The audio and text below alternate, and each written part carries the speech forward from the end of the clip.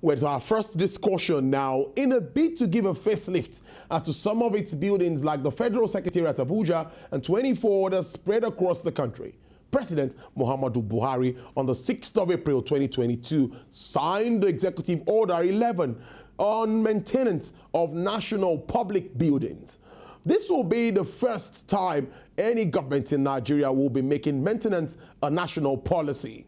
By this order, all ministries, departments, and agencies of government are set out to ensure that operations of their maintenance departments and, of course, make necessary procurements for their maintenance in accordance with the provisions of the Public Procurement Act. To give more insight into this, I need to understand this, and he's live in our Lagos studio. He's the president of the International Facility Management Association Nigerian chapter, Mr. Segun Adebayo. Thank you so much, and happy Easter to you. Thank you, Tolu, for having me. Happy Easter to you too. Yes, I should also congratulate you for the signing of this bill into law. And I will ask immediately that what is your reaction to the Executive Order 11 recently signed by the president? Seems to be a win-win for you. Well, it's a win-win for Nigerians. Wow. Because this is long awaited, and finally it is here. For us at the association, our focus, endless focus has been for us to have a sustainable management of public facilities. Going by the enormous investment the government have done on infrastructure. And clearly, where you have such investment, and you don't have a complementary requirement or process to maintain them, becomes a waste. But we're happy, we're excited that this has come. And I can say that it's a long haul for every one of us, and definitely we'll all have reason to thank Mr. President and also commend the Honorable Minister for Works and Housing, Mr. Babajide Fashola, for this laudable effort. So what will now be the implication? I would like to ask as a layman so that everybody understands at home, viewers watching us get to really understand what the implications of this are for public infrastructure. Okay, so the implication is very huge for all of us stakeholders, whether you are governments, whether they are user of those facilities. So the first implication now is that we have a roadmap to follow. We have a standard operating procedure to follow in maintaining our public asset and infrastructure. And what it means is that those infrastructure will now have professional attention. Professional attention in the sense that it will be managed by professionals, no longer quack. So you have square peg in a square hole. Beyond that, we also have a plan that will also provide preservation of those assets and those infrastructure. So it means that you'll now be able to do both scheduled maintenance, both preventive and both corrective maintenance. So you are sure that the assets of government is now being managed professionally. You're also sure that asset government is also preserved for a longer lasting period. So I'd like to take us a little backwards, just to make for more clarity. What's been the situation before now, before this order was signed? What was happening to our infrastructure? That means the level of maintenance would definitely not be up to standard. Well, I'm going to differ a bit on that. Okay. The assets and infrastructure have been maintained, but not at the speed or at the pace it should be. And that's why IFMA comes to being. So for us, we've been around for 25 years and we've been advocating. I'll give you a little background. Okay. October 2021, we had an event called Advocacy Day. And our focus at that function was to speak about effective and sustainable management of public facilities and infrastructure. At that forum, we were trying to explore the current realities so that we can also see the opportunities ahead.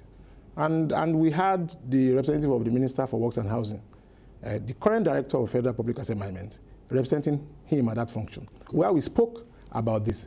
And for us, our advocacy has come to play. And it's not to say that management of facility in Nigeria, for me, I always say is actually a marathon. It's not a sprint, because we started from a point and we're getting to a point. So we used to say no maintenance culture.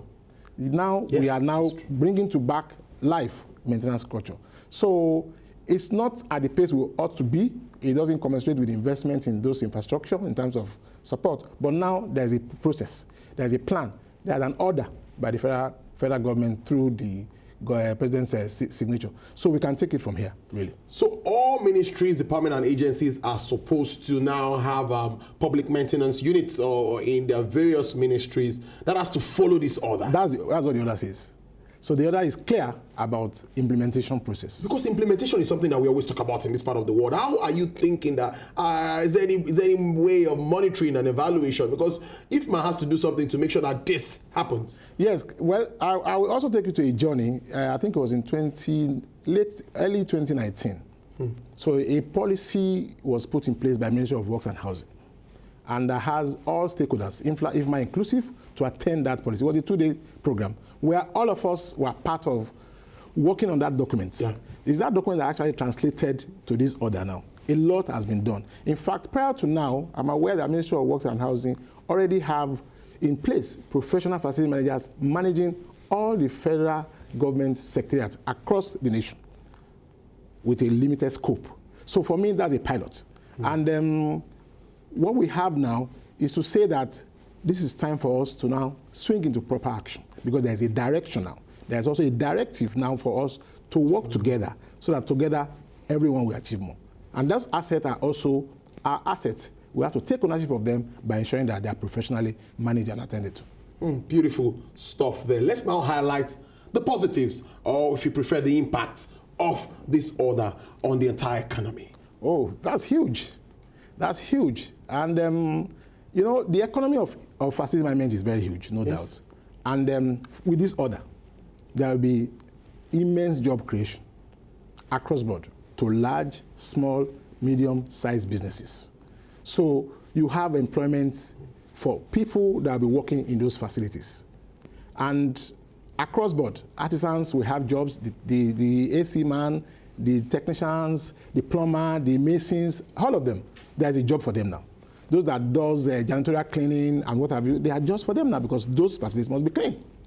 And beyond that, you also find a way to also create some value chains for vocational studies. So those that finish from technical schools will automatically get jobs now, because those are the ones that will be manning those offices that will be created as maintenance office units by ministries, departments, and agencies. So for us, it's just, driving this together with them, especially in the areas of trying to harness those potentials and realities across board. Interesting stuff. I also looking at the use of professionals. You know, this is a little bit away, but Nigerians would always talk about foreigners at times coming to do jobs that Nigerians can do. I think that's local content, a part of it. Yeah. In facility management, do you have this challenge? How well is government engaging professionals in the facility management space? Well, I would say engagement and engagement and engagement. And there's a story about what the Lagos State government is currently doing in driving this a bigger picture. Yeah. So Lagos State government, through their agency, have been engaging the local artisans to deliver quality jobs, no doubt. And that's one of the areas where we came to play as an association. Our core is more of capacity building, training, and knowledge development.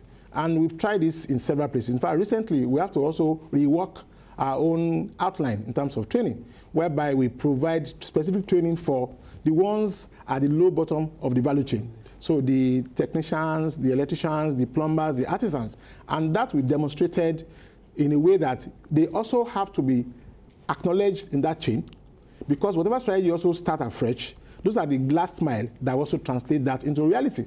So you must make them see ownership, taking ownership from their own immediate space. So for our artisans, for our technicians, they also understand the economy in doing things right first time and not the second time. So I'm not sure we have a challenge around local content. They understand the terrain, the technology is also familiar with them now, so you can get the best out of these technicians, especially where they are also giving some level of concentration and attention for training.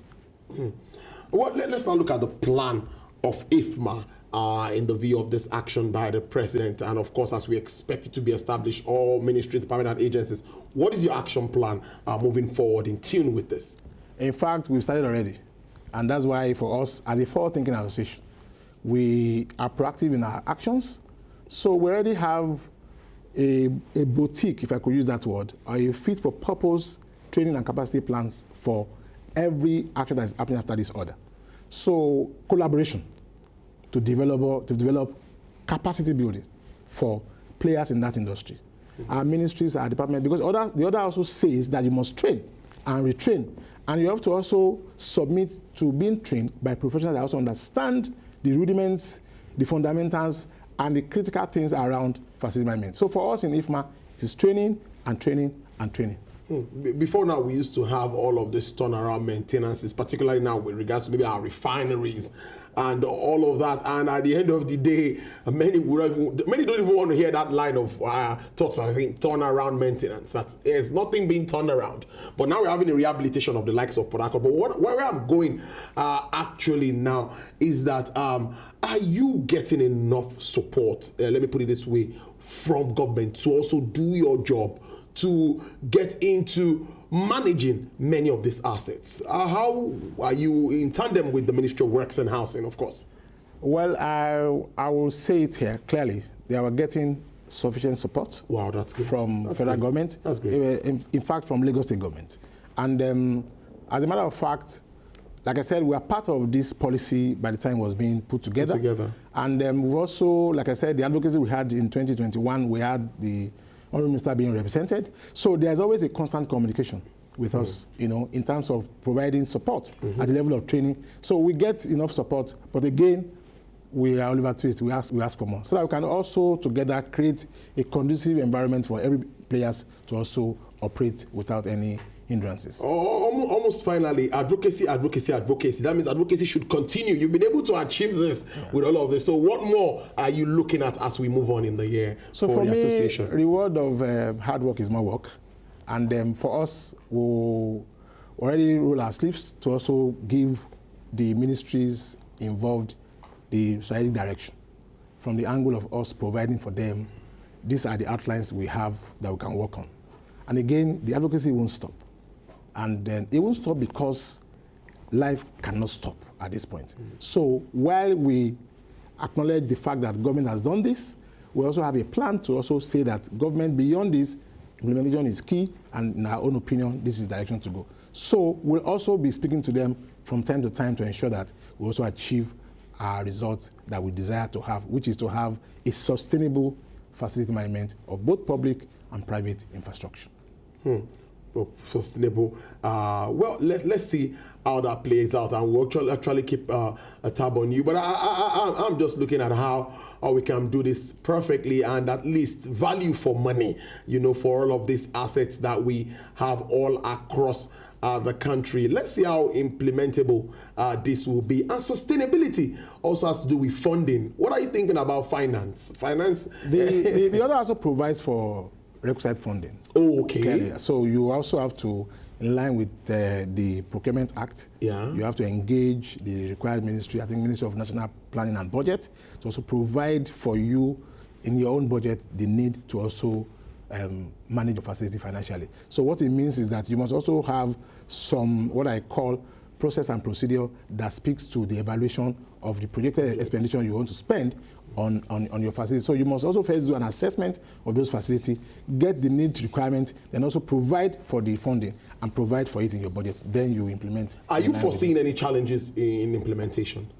Not necessarily, because I think the Ministry of Works and Housing is ready to drive. They already have a ministry created for that purpose. So they just domesticate across those departments and agencies, and we begin to run. For us, we're also not also leaving things for granted. We're also going to begin to engage respective ministries as soon as those departments and units are formed, so I can also speak to the fact that as you start, let us also work with you on this journey in the areas of training and requisite capacity building. Very interesting. I wanted to just ask on a lighter note as we wrap up that COVID hit all industries. Did it affect facility managers at the time? Well, both ways, but most importantly, because we are also professionals and we have some core competencies that we also follow. So the moment COVID started, all we just did was just for us to also ignites the part that says business continuity and emergency preparedness. And there are processes to follow to also deal with that. So in terms of COVID, jobs drops, but also at a point in time, the jobs also have to go, because for every facility that is shut, you must clean at a particular point in time. You must also secure. So it was a mixed bag, if you ask me. I'm interested in the jobs that this order, Executive Order 11, would create, because a lot of people will need these jobs. And you talked about job creation. You know what the unemployment figures are saying at this time. You sure that this will help at least? This will go a long way, I can tell you. This will go a long way to also impact on our employment rate. So it will definitely go up. We'll follow up with you and see how all of that plays out. I've been speaking to Mr. Segun Adebayo here. Interesting conversation. He's the president of the International Facility Management Association, IFMA Nigerian chapter, telling us what the Executive Order 11 stands for and all the positives in it, what we should expect as a country, and how it will impact our economy in totality. Thank you so much for spending your Good Friday afternoon with us. We appreciate this. Do enjoy the rest of your day. Thank you for having me.